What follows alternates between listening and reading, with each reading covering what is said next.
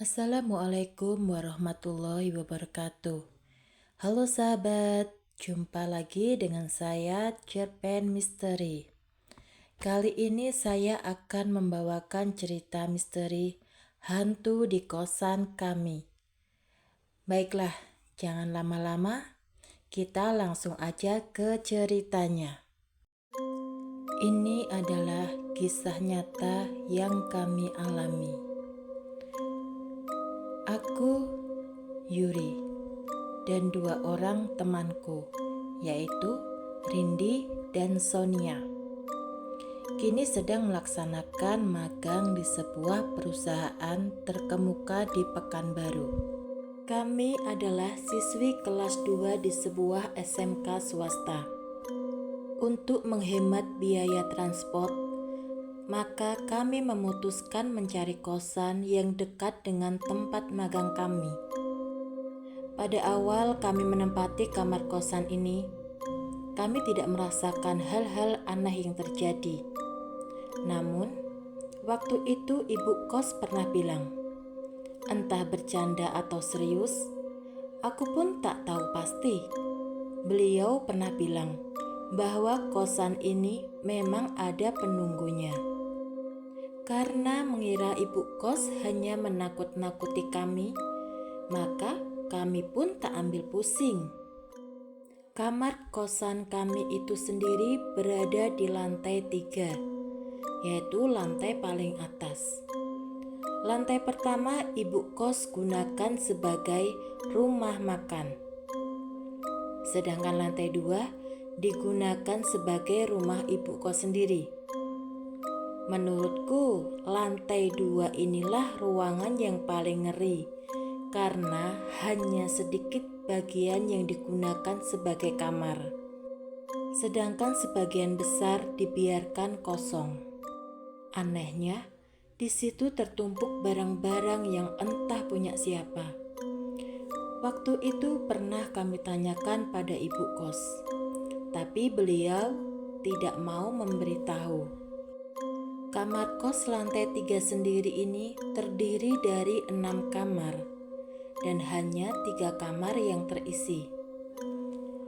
Suasana yang gelap membuat kami lumayan deg-degan untuk tinggal sendiri. Namun beberapa bulan berlalu, akulah yang paling sering tinggal sendiri di kosan saat teman-temanku pulang ke rumah. Dan sejauh itu, aku tak merasakan ada hal yang aneh. Kakak kos kami yang kamarnya bersebelahan dengan kami pernah bercerita bahwa di kosan ini sering terjadi penampakan. Pada awalnya kami tidak percaya. Namun setelah mereka pindah, suasana bertambah sepi dan mengerikan. Dari kamar samping yang kosong, kami sering mendengar sesuatu sedang menggaruk-garuk dinding yang hanya terbuat dari tripleks.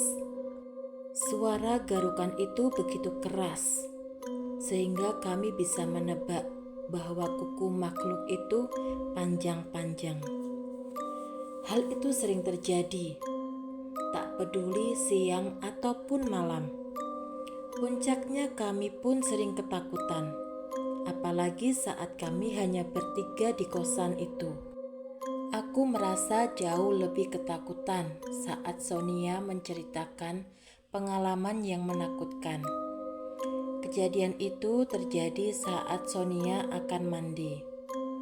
Kamar mandi itu sendiri lumayan jauh dari kamar kami. Untuk sampai ke sana harus melewati beberapa kamar kosong. Sebelum kejadian ini, dia memang sering mandi malam.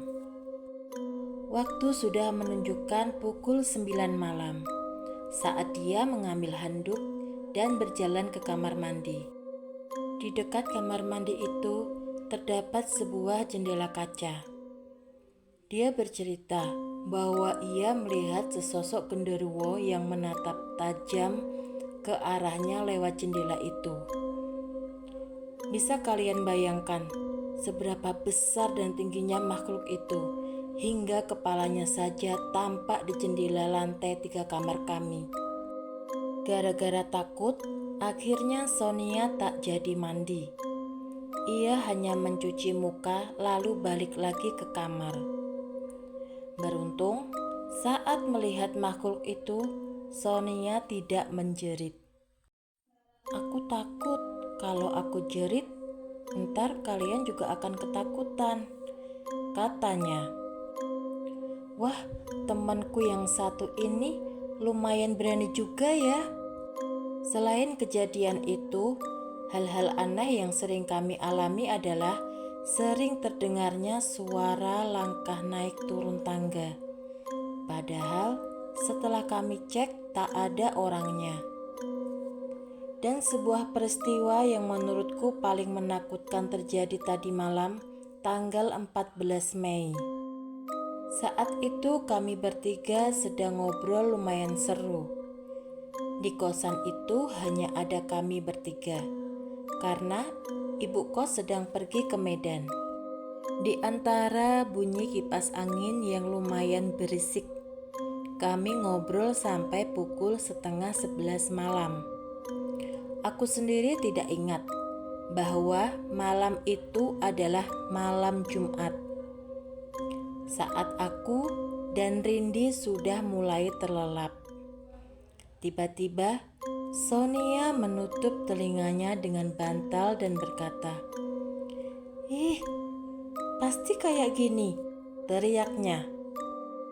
Karena merasa terganggu, aku dan Rindi langsung membentak marah pada Sonia. "Napa sih Son? Ngantuk nih," ucap Rindi marah. "Iya nih," timpalku. "Coba kalian dengerin, ada suara genderuwo lagi ngorok," ucapnya yang lantas membuat bulu kuduk kami berdiri.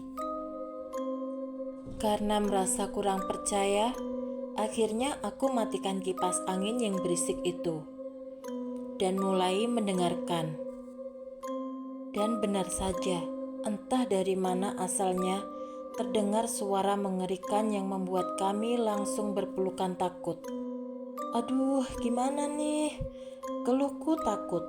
Akhirnya kipas tadi kembali aku nyalakan agar suara itu tidak begitu terdengar. Suara mengerikan itu silih berganti menjadi suara tangis bayi dan wanita. Cukup lama kami dihantui rasa takut. Setelah yakin suara itu sudah tidak ada, yaitu sekitar jam 1 malam, maka kami langsung bersepakat untuk segera hengkang dari kosan yang mengerikan itu. Kami bertekad akan pergi sepulang dari magang. Kira-kira jam 1 lewat, kedua temanku sudah tertidur. Sedangkan aku tidak bisa tidur sama sekali. Kembali aku dihantui rasa takut saat tepat di depan kamar kami terdengar gaduh yang datang tiba-tiba entah dari mana. Aku takut banget dan rasanya kepengen bangunin teman-temanku. Tapi aku kasihan pada mereka yang baru saja tertidur. Jadilah aku ketakutan seorang diri. Pada pukul 4 pagi, akhirnya aku tertidur setelah mengalami peristiwa menakutkan itu. Pagi harinya saat tiba di kantor, kami bercerita pada bos kami dan beliau berkata, "Ya, tadi malam kan malam Jumat Kliwon." Dek, kami baru ingat. Ternyata tadi malam memang malam Jumat Kliwon. Hari itu aku pulang lebih dulu karena temanku masih ada tugas. Aku segera bersiap karena cowokku akan segera menjemput untuk membawaku pergi dari tempat yang sangat angker itu. Itulah sekelumit kisah yang kami alami di masa pertama kami jauh dari orang tua. Bagaimanapun, ini adalah sebuah pengalaman yang berharga untuk kami. Sekian cerita dari Cerpen Misteri. Kalau ada sahabat cerpen misteri yang mempunyai pengalaman cerita mistis kisah nyata yang dialami sahabat semua? Boleh kirim cerita ke cerpen misteri ini ya. Terima kasih. Assalamualaikum warahmatullahi wabarakatuh.